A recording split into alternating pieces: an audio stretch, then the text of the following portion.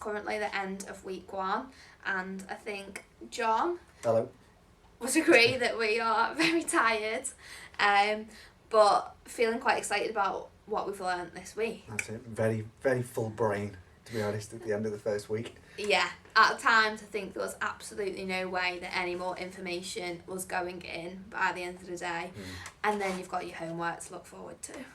And the homework you find is just refreshes what you've learnt during the day, and it's actually sort of started to inspire me to start reading round more about the anatomy, physiology, and it's almost refreshing stuff that I learned way back when in university and my first years as a physio, which is really nice. Yeah, it sounds super geeky, but it actually makes you excited that all of this stuff that I don't know about you, but for me, for years, it's been words, and I've had a semi-understanding of what it was. I actually get a lot of the stuff now.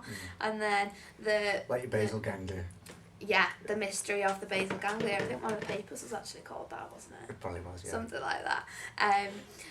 Then putting that into the movement analysis sessions that we've had, have been great. We've been fortunate enough, haven't we, to have a lovely patient that we've been treating over the last few days, and just linking the neurophysiology lectures that we've had over the last week to that patient and seeing how our handling and our improved understanding of what we're doing has had a really good impact on it. Using the whole integrated and sort of information, direct and indirect pathways, and our ability to modulate the afferent information that person is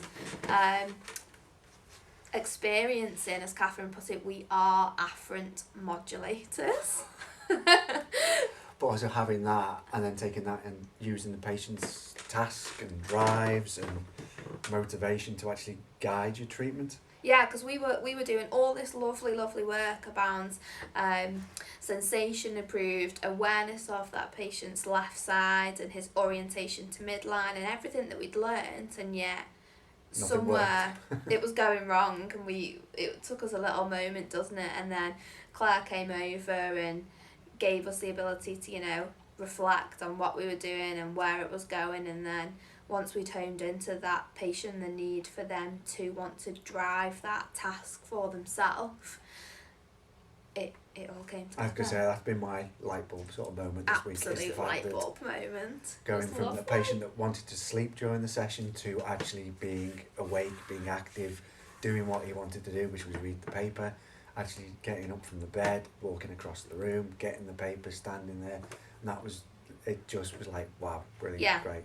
And it's having the experience and the time to just not rush that patient. Like the motor command that we were giving him, obviously that wasn't working, he couldn't process that, so it was trying to get that patient to initiate that for themselves, and the level of activity that he actually had that we didn't think was there was wonderful, wasn't it? It appeared like magic. Yeah, those Bobath magical hands. That bit of fairy dust that I think Claire carries around in a pocket, it's actually not fairy dust, it's just great insight into what that patient's feeling and what they need. So yeah, that's it. Week 1 done. Yeah. Practicals, they've been really, really good at getting hands-on what are potentially, supposedly normal people. None of us are normal. Absolutely none of us are normal. Me and John. You leave my pronated foot alone. You leave my ribs alone. Yeah. But yeah, none of us are normal. We've all got things that could be improved, and it's noting that and working with that, and just the small levels of input that we changed on each other that are normal, and the differences that makes on us is. And that's the thing as well. It's the having the hands on, the not being graspy, pinchy. Yeah, so no force. It's light touch. And, less is more. Slow down. Where are being my hands specific. And what are they doing? Yeah, that's the key. Where are my hands? What are they doing? And why am I doing it? If we learn anything from this week, I think that's what we need to take. So anyway, I think we'll leave it there, and we will. Well, I will definitely. Hopefully, John will join me. Speak to you next week. Okay, bye.